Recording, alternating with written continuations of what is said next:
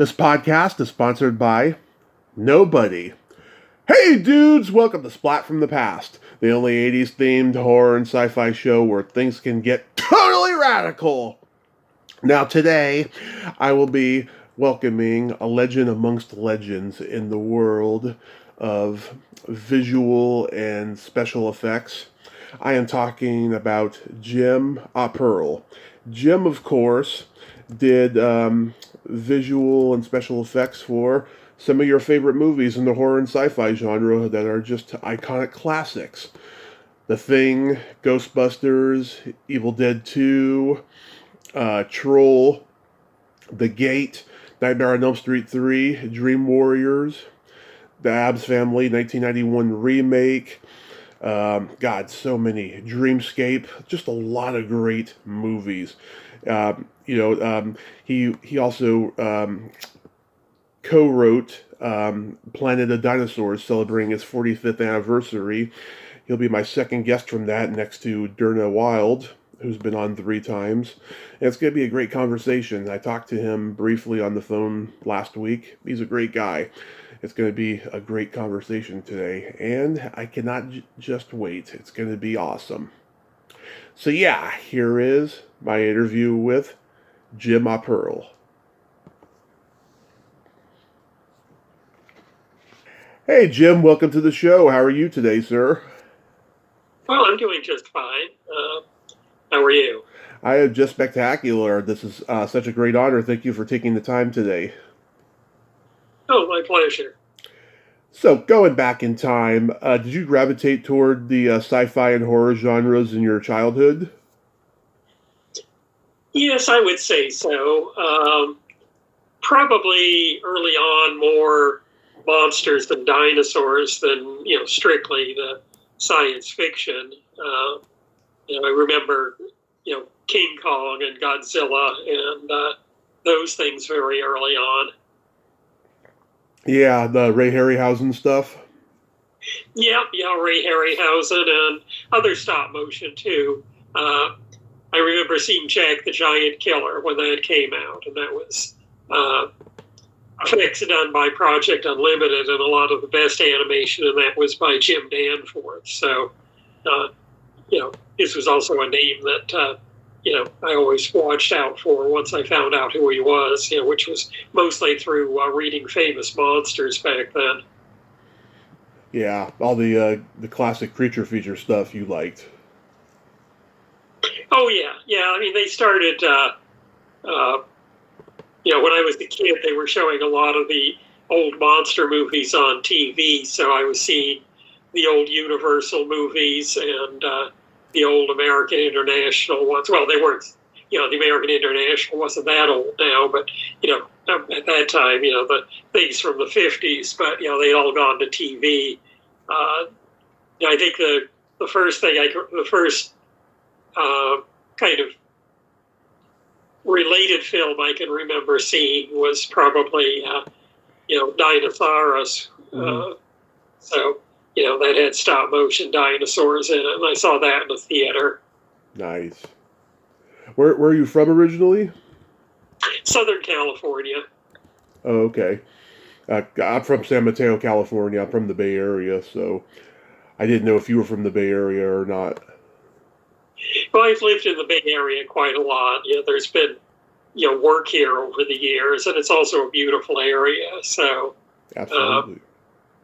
It's not too hard to get back to Southern California when I need to see somebody here. So, it's pretty convenient. Absolutely. So after high school, did you attend college? I just went to junior college for a couple of years. 2 years of junior college, and then I guess I always had my eye on trying to make something out of doing, working in animation and special effects. So I kept testing and doing that at home. At the time, I don't think there was a whole lot of, even filmmaking in general, and certainly nothing to do with animation that you would take at school. So, most of that I had to teach myself. What did you major in? Well, in junior college, I got into offset printing, and it's interesting because my parents wanted me to at least get trained in a job, where I would have a chance of getting hired. They didn't think there was much chance of working in animation or special effects. So the printing seemed interesting, because a lot of it was done, offset printing is done a lot photographically. So I actually learned a lot in that helped me later, because the use of color separations to print color photos isn't that much different than having to worry about the the color in motion pictures. So learning about color separations and the way the various layers of color could kind of be recombined to create a natural look was actually a very big help. Mm-hmm. Did you move to LA after graduation? Well, I was always in Southern California, so I was brought up in Pasadena, so I spent most of my time in that area. Pasadena is a gorgeous area. I love going to Pasadena. Oh, yeah, it's great. I still love getting back there, when I get down to the area. There's, just so many, beautiful old buildings. And, but yeah, it was a great place to be brought up. And the Rose Parade was a yearly event, which was always great. Yeah, it's kind of a nightmare to get to, but once you're there, oh my God, there's like no other place. So it was a good place to be, and being brought up in that area, helped me a lot in a way, because it was actually pretty straightforward to get in touch with professionals in the business. So, once I started to discover the names of the people who were, either the old masters or the people that were, still doing it or just getting into it themselves, I started to track people down, mostly, just by looking them up in the phone book. Back then, we didn't have the internet. Yeah. But I was able to find a lot of people and call them up, and most everybody was, very gracious and very helpful. Yeah, I know back then the people were a little bit more trusting than they are now. Yeah, probably. So yeah, there are just so many people on the internet. Yeah, you don't really know who you're running into. But yeah, I mean, a lot of the people back then, several professional people would have me over to their home and, watching, who was, one of the great model and puppet makers of, of stop motion and miniatures. And he built so many memorable things. He was one of the first people I found. He only lived a few miles away from where I lived. And, he had me over, showed me what he was doing. He was working on an educational film called Dinosaurs, the Terrible Lizards. And I remember he was building the dinosaur puppets, so he had a couple built and then armatures there. So it was quite fascinating to see all the stuff out at his workshop. That's awesome. So I'll mention movie names. Tell me anything you remember about them. Beware the Blob. Well, that was very early thing that I worked on. I think I worked on it for all of about one day, and that came about because some friends and I had figured one of the people to get in touch with would be Jack Harris, the movie producer, because he had put out so many of these things, and I think. Not sure if Equinox was already out at this time, but he's the person who bought up Equinox and released it. So I knew he was doing that. So we got in touch with him to see if we could talk him into doing anything else. Had several meetings with him, and he was always very nice, but nothing really came of it. I remember doing a couple of story treatments that he seemed interested in, but that's kind of how I got that day of work on Beware of the Blob. That was his film, so I guess just gave me a little something for coming in there all the time. Yeah, did you deal with Larry Hagman at all? No. Well, for me, I didn't deal with any of the actors, but for me, it was more exciting that my immediate supervisor was Tim Barr, who had been one of the owners of Project Unlimited, one of the people who had won an Oscar for the effects on George Pal's Time Machine. So, I was doing some very, very simple things, basically just kind of helping to cover over windows. They were shooting inside of a ice skating rink somewhere in downtown Los Angeles. And so I was just there, kind of helping out the people, darken a window. So it was about as basic as you could hope for. But, you got to start somewhere. Yeah.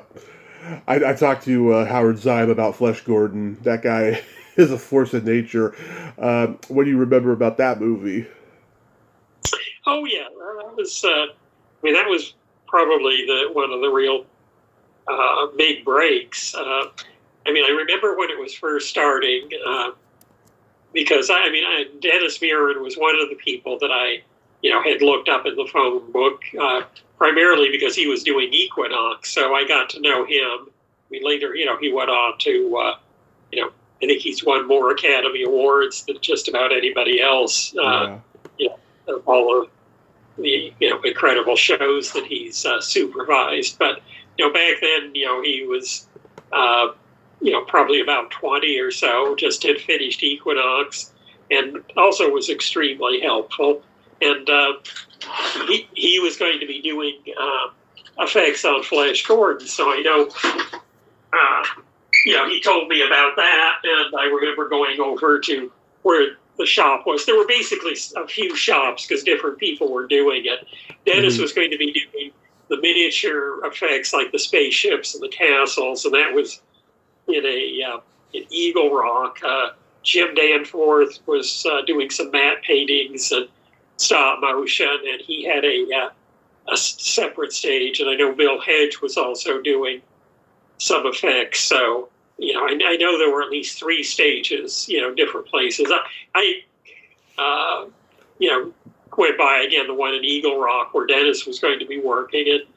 And while he was doing his effects, I dropped by there several times just to see what was going on. He was probably there. He worked on it for about a year. And then, everybody assumed the picture was done. And I think Dennis, basically had finished up everything he was supposed to and went on to work on other things. But the film editor, was cutting the film together and decided that there, were several more shots needed to kind of fill it out. So they brought on a team to do that. And, I was able to get involved in that team as like a lighting assistant and doing a little bit of stop motion, but just basically around there assisting people wherever they needed it.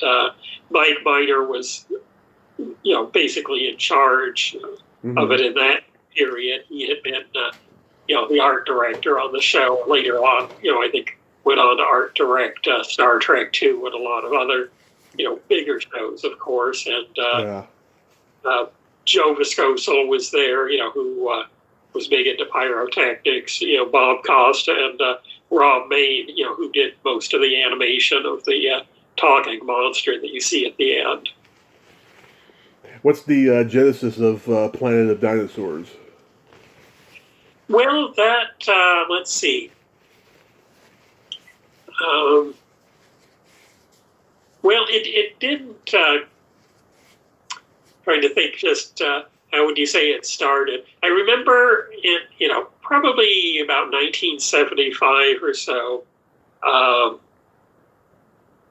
meeting a film producer by the name of Jim Shea, or I think at that point, I don't know if he'd actually produced anything or not, but he wanted to. He mostly worked in distribution and wanted to produce some movies. And I don't think it was even, set on dinosaurs up front. Stephen Sherkus had met him, and then I met him a little bit later on. And basically, the project just kind of evolved out of, a series of ideas that were sort of tried and over a period of time, and then it, sort of became, then it basically kind of settled on that project, and kind of went from there. And Stephen Sherkus and I were in charge of doing the effects on that, and we were lucky to get Doug Beswick, who did a lot of the stop motion for us. Stephen and I also did a lot of the animation, but to be honest, Doug did really the best animation. He's really one of the top animators out there.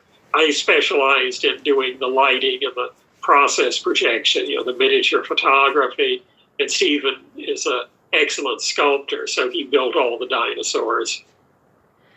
Yeah, I've talked to Durna about it. She's been on here 3 times now, and she told me how the movie was made on a shoestring budget out there in Pasadena, right?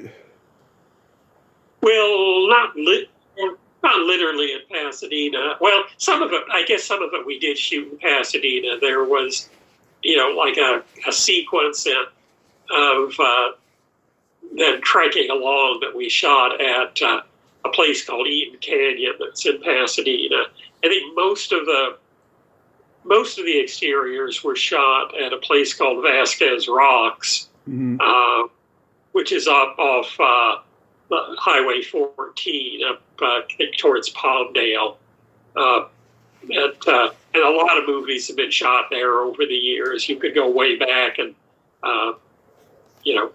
see the, like Westerns and science fiction. Many things use those rocks because they're, just such a beautiful location and pretty accessible. So we went out there. I think the film was basically shot inside of about 2.5 weeks. So, but we spent probably most of the time at Vasquez Rocks. Yeah, it's become a Creature Features classic now. A lot of people like it.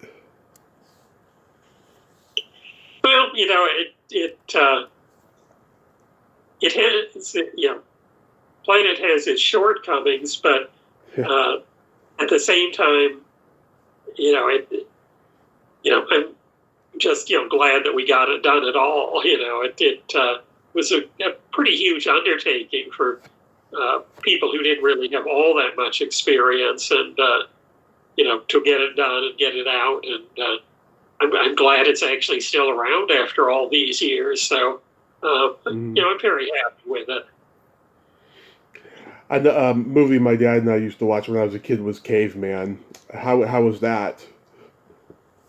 Well, that, of course, came after Planet of Dinosaurs. I think prior to Caveman, I had worked with Stephen Sherkus on a couple of seasons of the TV show Jason of Star Command. So I got a lot more experience on that show.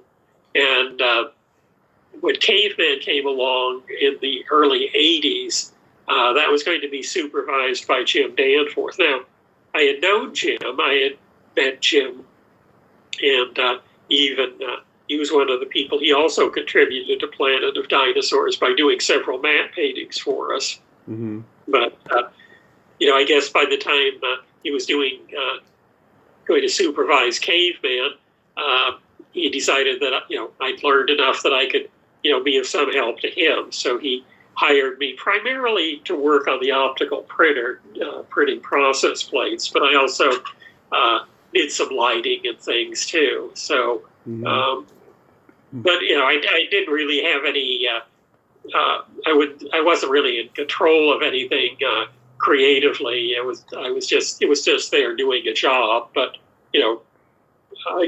I always loved that work anyway, and worked with a lot of really great people. Randy Cook was there animating. Pete Kleino also was animating. So there were a lot of really great people on Jim Danforth's team that he had put together. Creepshow was a movie from my childhood that shaped my life. How How was working on that movie? Well, again, that was another one. Just working at an effects company, Mm-hmm. and again, I wasn't so much in charge of anything. I was just there, basically, shooting scenes. That was a company run by David Stipes, who had primarily he did a lot of matte paintings, and I think primarily we were doing matte paintings for that show and some miniature photography. So I was just basically there assisting David on that show. Yeah, I love that movie. John Carpenter's The Thing. Yeah, that was an interesting project. That was one that Randy Cook brought me in on because he was hired to be in charge of the stop motion effects. Now, of course, as most people probably know, not all the. I mean, we did more stop motion than actually appeared in the film, Mm-hmm. and what I've been able to put together is it seems that I don't know if it was Carpenter or the Universal or whoever wasn't sure that Rob Bottin was going to be able to finish all of his work in time. So, and again, I don't know even that this is absolutely what happened. This is kind of what I've picked up, Mm-hmm. is that they had asked for more shots done with stop motion just in case Bottin wasn't able to finish those shots himself. And then later on, Bottin's crew was able to do a lot of those shots that the Blair monster. So I think they decided to go with those rather than the stop motion, since the continuity was probably closer. Since everything else was Rob Bottin's. I mean, I think Randy's animations still look really quite wonderful, but there was still, of course, there's always going to be a difference in look, when you're going to an entirely different technique like that. But we did end up with 2 shots in the film, and I'm quite happy with that. When I think when I first saw the film, I mean, we had worked on it very hard and very long hours because it was done in a very compressed time. I didn't really like the film when I first saw it, but I think it was primarily because I was disappointed at the shots that were cut out, and I was exhausted from all the work we put in. But years later, I saw it in a special screening that John Carpenter was there to talk about the film, and seeing it with us, probably like about, had to be at least 10 or 15, probably about 15 years later. It was quite a while later that I saw it again. I actually like it quite a lot now. It's actually, I was able to look at it more objectively, and I really see it as a really excellent film. So, it's something even though I've only got a couple of shots in it that I worked on, I'm really glad to have contributed something. Yeah, I think a lot of people was caught off guard by it when it first came out. It came out like right when E.T. came out, so they weren't expecting something so dark like that. But I think it's one of his best films. I used to not like it too, but I've grown to like it in recent times. Yeah, I would agree. I think it's probably one of the kind of the best science fiction films of that period. So, but yeah, it's interesting how perspectives on these things can change over time. But now I think it's quite loved by a lot of people. Absolutely. Twilight Zone the movie. You did the end titles or something, right? That's one thing. I think that's on the internet database, and I think that's one that I do not think I worked on. Somebody added that in. I don't remember. I don't have any idea where that came from. Okay, we'll skip that. Sorry about that. Ghostbusters. Well, that was another one, again, that Randy Cook brought me on. Was being done at Boss Films. It was a very big production, of course. Mm-hmm. And so Randy, again, was in charge of doing the stop motion on this show also. And he brought me in to do, the lighting of the terror dogs. Yeah. So, it was the first time that I had really worked with blue screen. I think up until then, I'd shot primarily miniatures and process projection, kind of the Ray Harryhausen Dynamation approach. Mm-hmm. So, this had blue screen, and it was also being it was going to be released in the effects were being done in 65 millimeter. The Boss Film worked with that large format film, so I got to work, in that format, which was pretty nice too. Yeah, the Terror Dogs did have like a Ray Harryhausen stop motion approach to them. Yeah, Ghostbusters is a favorite movie of mine. It's another movie that shaped my childhood, And, we live in this age now where everyone analyzes old movies to death. I actually agree with what I read about Ghostbusters. It said that the movie was a commentary on Reagan-era free market, because the Environmental Protection Agency is trying to close them down and stuff. Yeah, that's a great way to put it. I hadn't thought of that. I'll look at it. Next time I look at it, I'll keep that in mind. Yeah. I love Dreamscape. I think that's an underrated movie. Yeah, that was a good one to work on. That was one that I got to work on and had a bit more control, because on that show, I was hired to do the stop motion as well as like the lighting and camera. So I was pretty much in charge of the stop motion Snake Man. We filmed it primarily at a company called VCE, Visual Concepts Engineering, that was a company owned by Peter Coran. And Susan Turner built the miniatures along with, she was assisted by James Velahovic, and I worked with both of them on the thing. They had built the miniatures that we used for the Blair Monster. So, and Stephen Cherkas sculpted the Snake Man. Mm-hmm. And, as I recall, I think Pete Kazanchak built the armature. Yeah, Larry Cedar was the Snake Man. He was the gremlin on the wing in Twilight Zone, the movie, coincidentally. Oh, really? I didn't realize that. Oh, yeah. But yeah, I'd rather enjoy, kind of mixing the techniques together, the Snake Man suit with the stop motion, just like in Ghostbusters, there were mechanical terror dogs as well as the stop motion one. I always find it kind of interesting to kind of mix the different techniques together. And I think in a way, I kind of enjoy it more because your eye doesn't kind of get used to just one look, and you could kind of use the different techniques to sort of, the action, for that particular shot. Another movie you worked on that shaped my childhood was Troll. Yeah, now that was a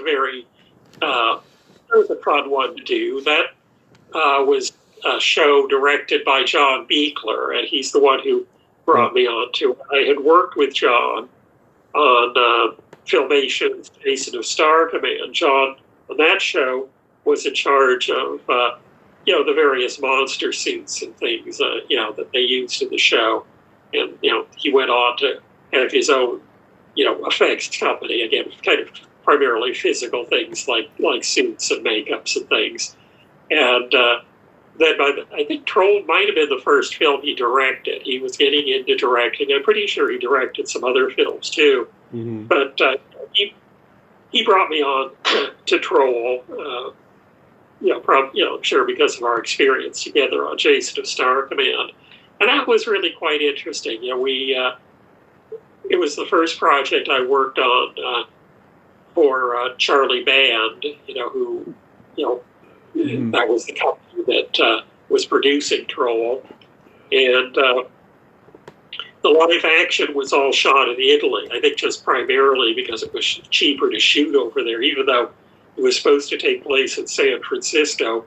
They shot in Italy, and the street that the people live on is in the back lot, one of the back lots in Italy, and I remember I suggested that maybe we could use a matte painting to extend the shot. So we did that in one shot. We used their Italian setting, their Italian back lot setting there, and extended it with a matte painting that showed the Golden Gate Bridge in the background. Now, it was an angle that wouldn't exist in real life. There's nothing really that kind of, no street that kind of aims at the bridge that way. But we figured, well, hey, it's a fantasy, and the bridge is kind of iconic, so let's just put it in there anyway. Steve Bird was the artist on that, and I thought he did a really good job. And I met Noah Hathaway at a convention, and I said, I'm from San Francisco, and Troll was not shot there. And he laughed. Solar Babies. Oh, let's see. Again, that was, just working for somebody else. I was working at Boss Film, after having done Ghostbusters there. A few years later, I got a call to see if I wanted to work in their matte painting department as a camera assistant. And I'd already been doing that kind of work for David Stipes, so I had, some experience, photographing matte paintings. So, I think that the regular camera assistant had to take some time off. So I think, as I recall, there was an understanding that I'd probably be there for like 6 months or so, just kind of filling in for him. But yeah, Solar Babies was one of the shows. There were a couple of, maybe about 2 or 3 shows we were working on. Neil Kretlow was the head of the department, and Matt Yuricich was in charge, was the matte artist in charge. And Matt was a old timer from way back. He worked on Ben-Hur and many classic films. He did the matte paintings in Alfred Hitchcock's North by Northwest, and he was just fascinating to talk with. Really, really nice guy and incredible talent. Nightmare on Elm Street 3, Dream Warriors. Yeah, that one, I was pretty involved with a lot of that, but that was through Doug Beswick's company. Doug, who I hired to work with me on Planet of Dinosaurs, had opened up his own shop, and so he returned the favor and hired me to do like lighting and camera work and process projection for Elm Street 3. So that was also directed by Chuck Russell. Yes, Chuck Russell. Sorry, I was blanking on that. But he had been associate producer on Dreamscape, and so I remembered him from that. And Chuck Russell was good to work with. He definitely had an interest in the monsters and stop motion and all the various things. So he was very receptive to ideas and working together, and so that was quite positive. So I think the main thing we did was there's a skeleton sequence at the end of the film, and we shot the process plates. I remember at night it was in like a kind of I guess you would call it an auto graveyard, basically where all the junked autos are piled up. So it was a real place where there were real junked autos, and so we were shooting there at night, and that's where the skeleton comes to life.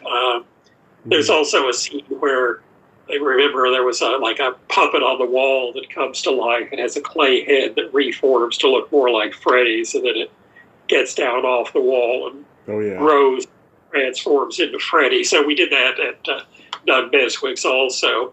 And that was I remember Doug Beswick, of course, was in charge of the animation. It was basically his shop.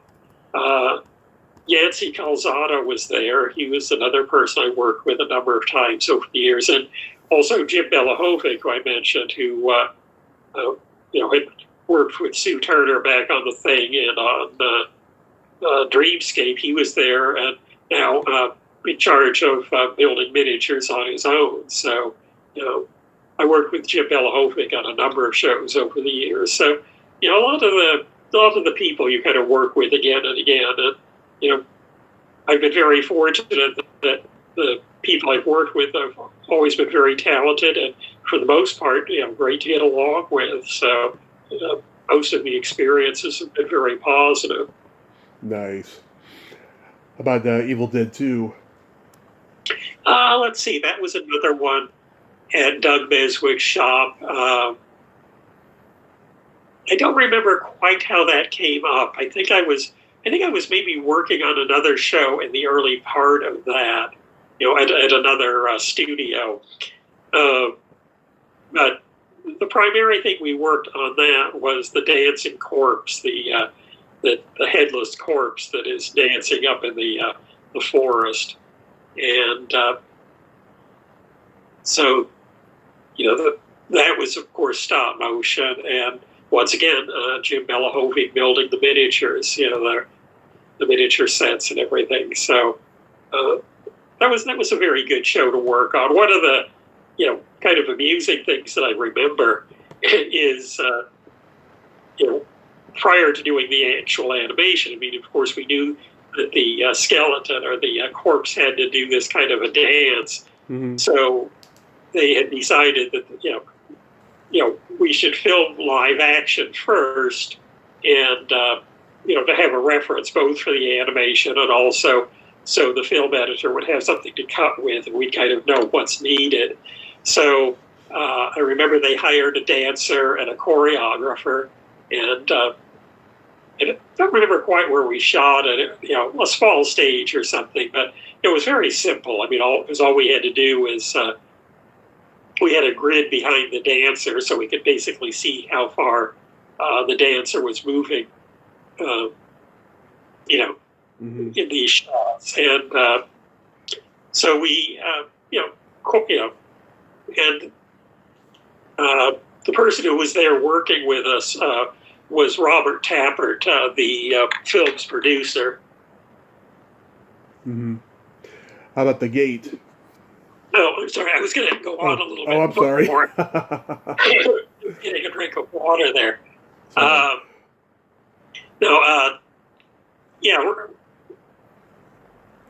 But anyway, we were choreographing that, and I remember when they came up with the bit of business of like the head rolling down the corpse's arm and her putting it back on, like a dancer kind of putting the hat back on their head. I mentioned to Robert Tappert, I said, this is likely to get a laugh. And he just sort of nodded. I thought it was later on. I mean, we didn't actually realize that the film was going to have as much humor in it as it did. And I think, it's kind of a good idea. You wanted to treat the monsters straight, but there was like a fair amount of humor around it that made it work. But we didn't really realize how much comedy there was going to be in it until we saw the premiere of it, and then we were like, oh, that's why they had us do it. So it was very funny, that they didn't really explain it all to us up front. Yeah, people say it's a more refined version of the original, with better production values. I think to an extent that's true. Yeah, it kind of felt like you wanted to do a remake there or something. But it seems very similar. Absolutely. The Gate. The Gate. Well, that was another show being where the stop motion effects were being done by Randy Cook. And I don't think I was really there to work on the stop motion effects that much. I might have helped with the lighting on a couple of stop motion shots. I remember mostly, though, setting up maybe some high speed miniatures. There's a shot where the boy is running and you see it kind of from a high angle and the floor is dropping out from under him, and you see like the debris falling down in this kind of bottomless pit. Right. And that was a miniature that was set up there. We were working on a stage that belonged to a company called Illusion Arts. I think Randy was probably just renting the space. But there were a few shots throughout. But I wasn't really involved that deeply. It was mostly just kind of, as my services were needed, they'd call me in. Yeah, it's a scary movie. It still holds up all these years later. Well, Randy does, great work on it. I mean, I think the thing that, if I'm remembering correctly, that's the one that has that really great trick perspective work that Randy did. That's, I had nothing to do with that, but I'm just amazed when I see it. It's really beautifully done. Mm-hmm. Gremlins 2, The New Batch. That was another one working through Doug Beswick's shop. And, the sequence that I worked on was the Bat Gremlin. Mm-hmm. So, I was there through Doug Beswick's shop. I remember we were on the set, when they were shooting the live action, the scenes with Christopher Lee where a Bat Gremlin is seen on that kind of workbench, for the first time. So that was a real treat for me to actually be able to work on the same set with Christopher Lee. And we, the scene where Christopher Lee and his co-workers are kind of scrunching down as the Bat Gremlin flies above them. I remember Joe Dante, asked us to, try to add something. What can you do for the shot? They had lights shining up in the ceiling. So I remember Doug and I ended up basically using our hands and going over the lights to make it look like, bat wings, shadowed on the ceiling. So I get kind of a kick out of thinking that I got to help to create a bat effect for a Christopher Lee movie. Yeah, oh, that's so cool that you got to be on the same set as him. How was working with Joe Dante? Oh, he was really great to work with. He really kind of understood what we needed and was very cooperative in, working out shots and everything. He was very open to suggestions. I mean, he would always come up, and kind of elaborate on things, make it work within the context of the film. But, if we needed something, to make our part work, he was always very open to that, which you don't always get, from the people on the set. Sometimes, you'll ask somebody to, make sure something is shot a certain way or get you something you need, and they won't even listen to you. But Joe was very good about that. Also had a really good sense of humor. So it was nice to be on that show. Yeah. The Addams Family. That was another good show. I think I was brought onto that by an effects supervisor by the name of Alan Monroe.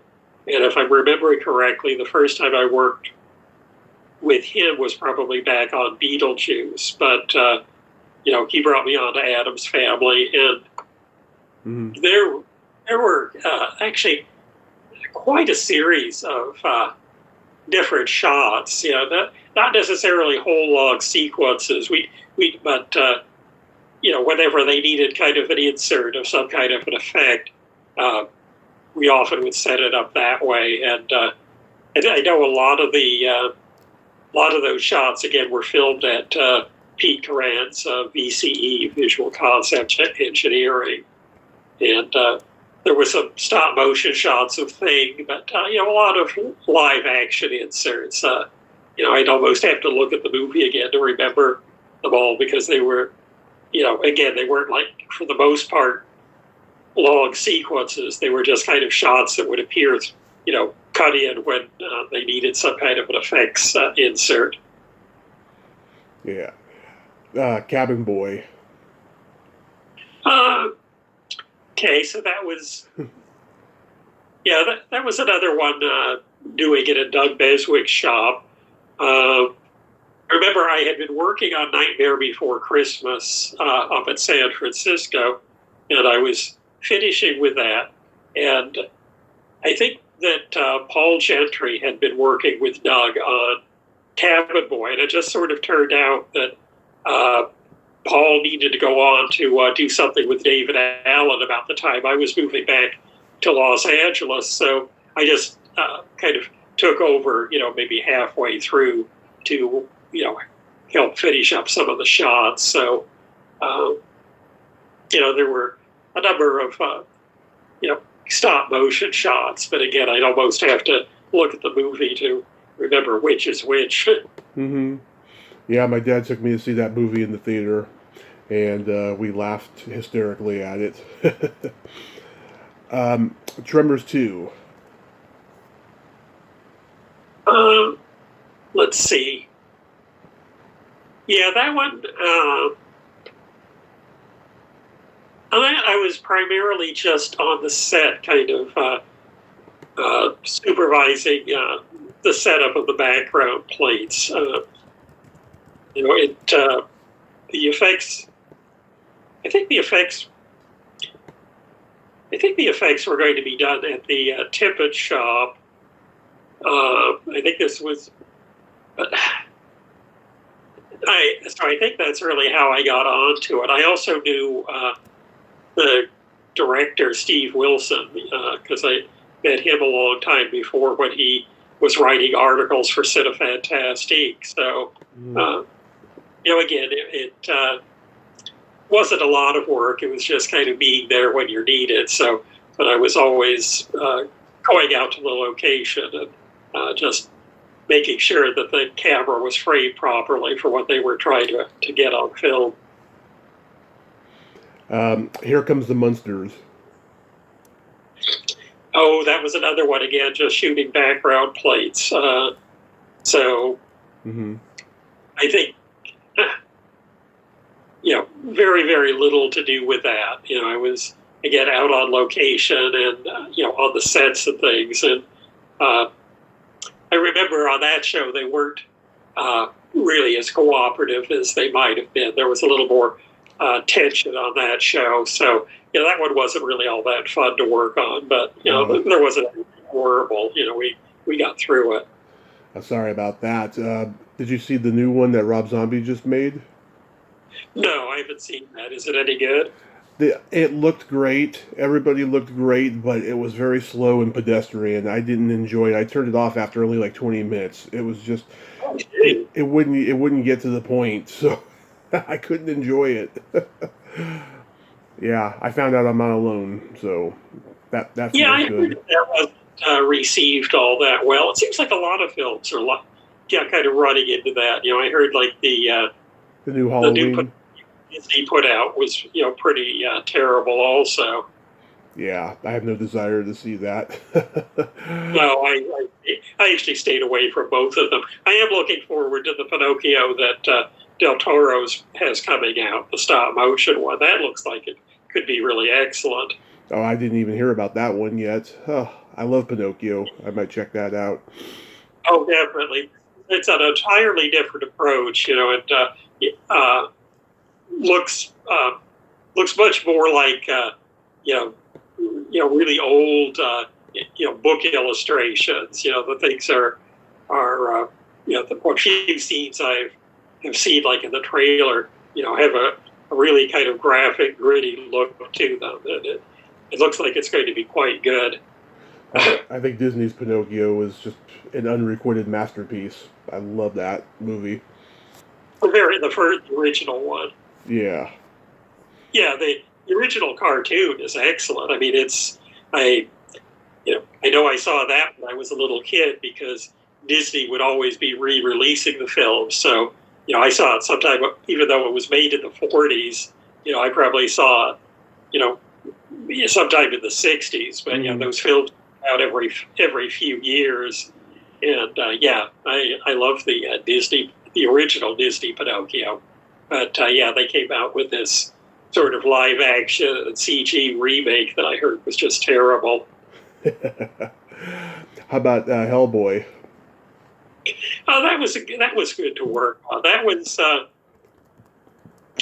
already gotten into doing CG work by that time. The time that I had to kind of transition over to that, or first did, was on Disney's Dinosaur. Mm-hmm. So I saw that, CG was kind of the coming thing, and I decided I want to keep working. So I, again, kind of taught myself how to do certain kind of computer work. Mm-hmm. And, just take a break here. Mm-hmm.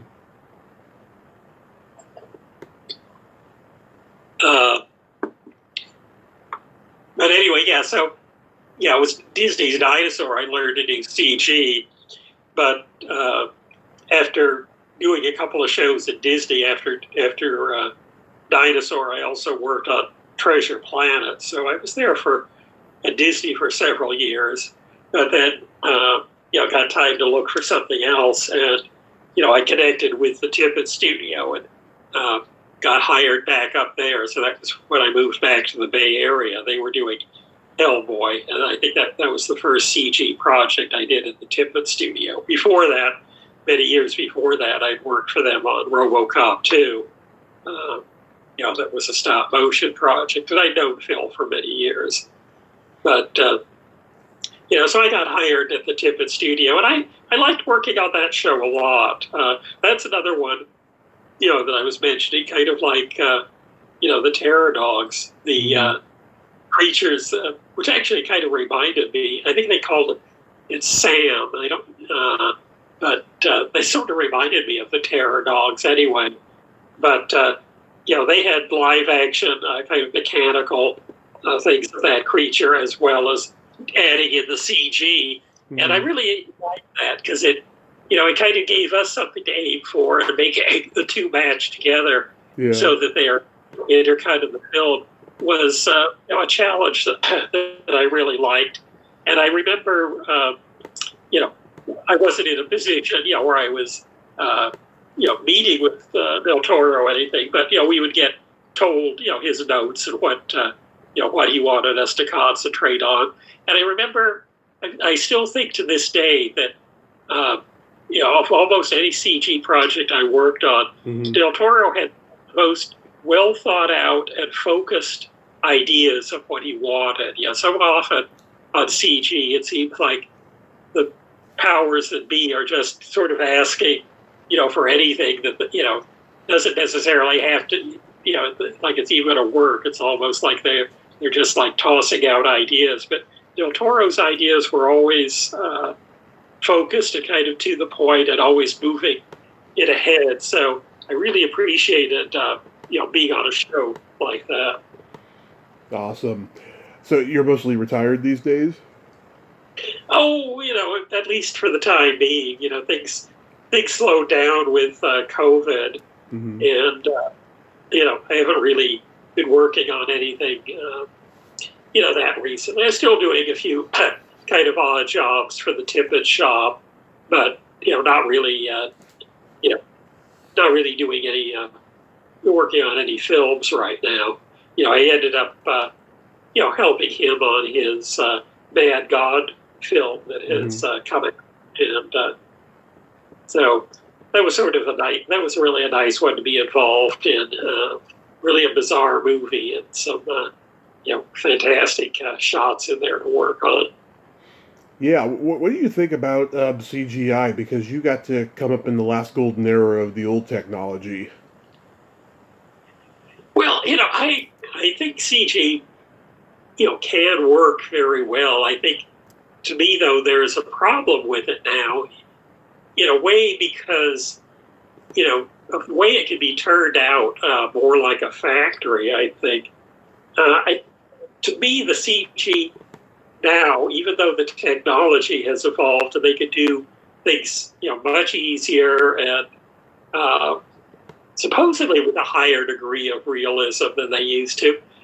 To me, when I look at maybe the original Jurassic Park and, what Phil did on Starship Troopers, I actually think, that those shows work better than what we see today. I kind of think that the shows today have, I don't think they're necessarily taking the time they need to. I think in some ways because the technology is easier to use, they're just forcing this stuff out faster and faster. The studios are asking for more and more. And they're not, allowing these things to kind of be worked out. And, the stuff just looks kind of slapped together these days compared to, what was being done maybe in the earlier days. Yeah, it's made people lazy. I talked to the legendary animator Phil Roman a couple years ago, and he told me, and I agreed with him. He said, "There's nothing like the magic of a paint and brush." Oh, yeah. Oh, I absolutely agree. I would much rather, uh, you know, this like the CG like animated cartoons are all to me are almost unwatchable. That Mm. those things look so much alike, and again, it look like they're just being, pushed out of an assembly line. It's not. I don't want to say really bad things about it though, because I know there's a lot of talented people working on all of these things, but quite often they don't. The people doing the animation and all that don't really have the final control. It's often like the studio heads or, just, there's like a kind of a whole line of people that seem to want to get their hand in it. And these things they always, my experience is that as these things have evolved, they're more done by committee, and it certainly looks like that. Yeah, it's sad. It's really lost its way, I have to say. Um, but the COVID situation, though, you've been able to manage. Oh, for myself, yeah. No, Yeah. I haven't had any problems with it. But it was, you know, for me, no more than just, inconvenient. But because of COVID, they closed down the work, within the shop, and we were doing things from home, and and so I did some work from home, but I just couldn't really get into it the same way I did in kind of the studio environment, the work environment. So I didn't really continue with that. So I'd be happy to do some more work, but it just kind of depends, how it's set up. Yeah. Have you thought about writing a memoir? Oh, I might do that. I do kind of, think of that, and I may get around to that. I mean, I can't, uh, I don't know how many people, are really interested these days. I mean, it seems like, we're really kind of talking about ancient history, the way things change so quickly. But, I might just do it kind of for the fun of it. I mean, Oh, I do like, putting out, you know, some of it, something just, I'd like to see that the names of the people, aren't forgotten. And, because there were a lot of, that's really kind of my best memory of this. And even what I liked doing the CG was being around the creative people, so, uh, and, when I was working on stop motion shows, again, it's really the people I look back on more, and just how talented and creative and how helpful so many of them were. There was just, to me anyway, I found the atmosphere positive and creative. So I like that very much. yeah. Well, everybody's writing a book these days, and I think maybe 10, 12 years ago, people started to realize that new content was starting to become oversaturated, and that people who had been in the business for a long time were starting to be forgotten. So I think everyone started writing books, so they wouldn't be forgotten, and um, every time I'm talking to a person now, they say I'm writing a book or I have a book coming out. It's pretty interesting. Well, I know Phil Tippett has a book just coming out. I haven't had a chance to look through it, but I mean, I did get a chance to kind of glance at it briefly, and it's huge, and, filled with, a lot of wonderful detail. But, so, I plan to get that one. And several years ago, Jim Danforth came out with a couple of volumes of book, a memoir of his experience in the film business. And you could only really find that on, buy it on like a CD. He had it in a PDF format, and I don't know if that's even supported anymore. But his book is quite fascinating. The man had an incredible memory and, for the detail. And he was involved with so many fascinating projects through the years. So I'm very glad that he got that out. I heard Rick Baker's book is pretty good. I gotta get that one. Yeah, I haven't seen that one yet.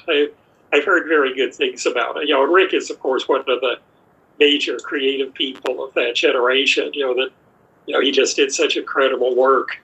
Oh yeah. Oh god. I saw and heard so many interviews he did for that book. Man, he was treated so badly by the industry the first 12 years of his career, and then the moment that he won that first Academy Award, it all changed, and he finally got in the union. Yeah, I mean that is inspirational. Well, he was another one again very early on. I mean, I wasn't doing, this was back when I was a teenager. I wasn't doing any professional work, but I knew who Rick was and had met him. Mm-hmm. And I think he had done maybe one or two projects by then. And so I remember, I was just in high school or just maybe out of high school.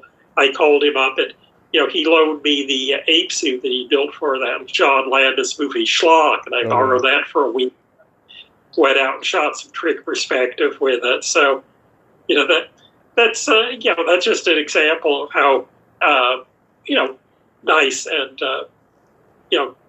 supportive these people are. Absolutely. Jim, thank you so much for coming on today and having this great conversation. Oh, certainly. Very glad to. It's been quite nice. I appreciate it. Thank you so much. You have a great day, have a happy holiday season, and be safe out there. Oh, I will try. I hope you are too. Thank you so much. Okay. Bye-bye. Okay, bye. Well, there you have it. Jim Aupperle. Ain't he a cool dude? What a nice guy, huh? Great stories there. I hope he writes a book. He really deserves to. Well, until next time, this is Tommy Throwback Kovac saying there's no shame in living in the past because the present sucks. Later, dudes.